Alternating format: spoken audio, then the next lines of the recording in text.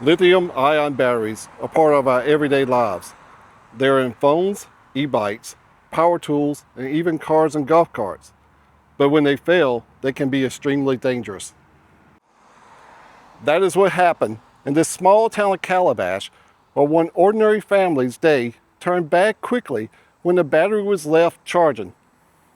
As I crossed the bridge for the Calabash River, which is still probably a half a mile away from the fire, we had a large column of black smoke, and I was able to view it and let everyone know that it appeared we had a working fire. And then whenever I arrived, the garage was fully involved. One of the garage doors had already fallen in. The other garage door had started to come down.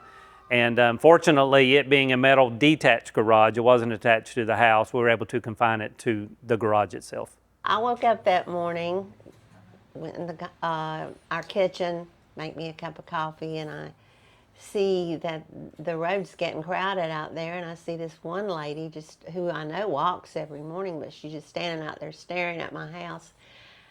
And so I walk out to the door, and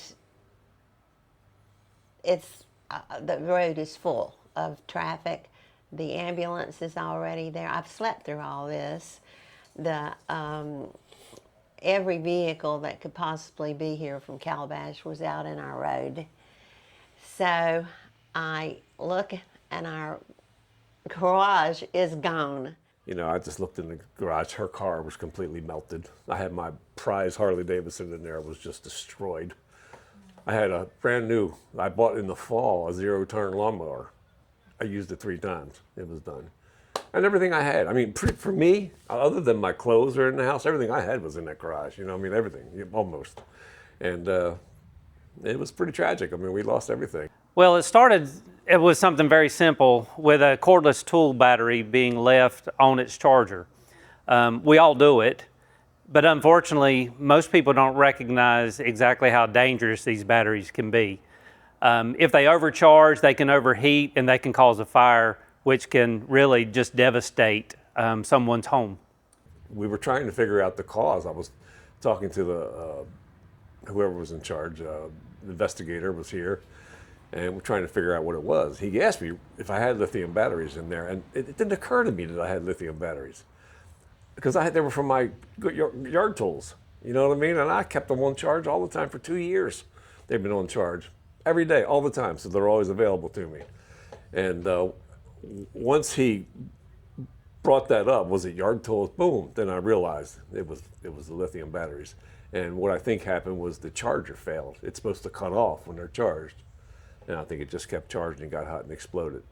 But it was a very hot fire, and a lot of people don't know this, and I didn't know it either at the time. But these lithium batteries have projectiles when they explode. Blew a hole in the wall on the other side, like a bullet would go through it. It was pretty incredible. But yeah, it was a scary thing for us, and neither one of us have ever been involved with a fire before, so it was all new to us, you know. Make sure that whenever you're charging your lithium-ion batteries that you're unplugging them whenever they have completed their charging cycle. Don't leave them plugged in overnight, go to bed, and things where you're not actually able to monitor what's occurring.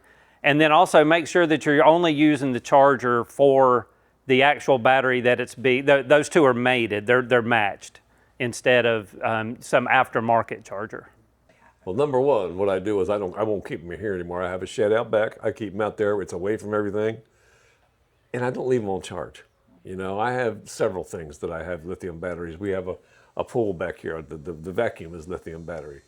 I let it charge up, and then I unplug it, you know, as soon as it's charged, because it will hold a charge.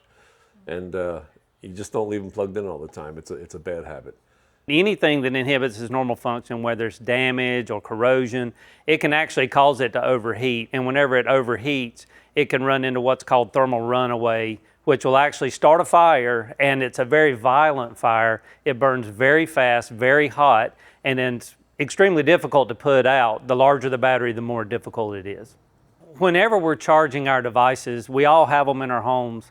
We don't always remember that we plug something in. We do it passively, and we just plug it in, we walk away, and we don't really unplug it until we're ready to use the device again.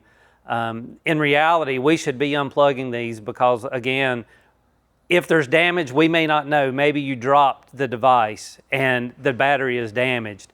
You don't know exactly how long it will take to overheat and potentially cause a fire. So if we're not monitoring, or at least we're not aware that this device is still plugged in, we definitely need to keep it unplugged, because simply stated, it can cause a fire without our knowledge, and whenever it does start, a homeowner is typically not going to be able to put the fire out due to the volatility that it burns with. We want everybody to know it can be real, it can happen. Across this country, these fires have destroyed homes, causing serious injuries and taking lives.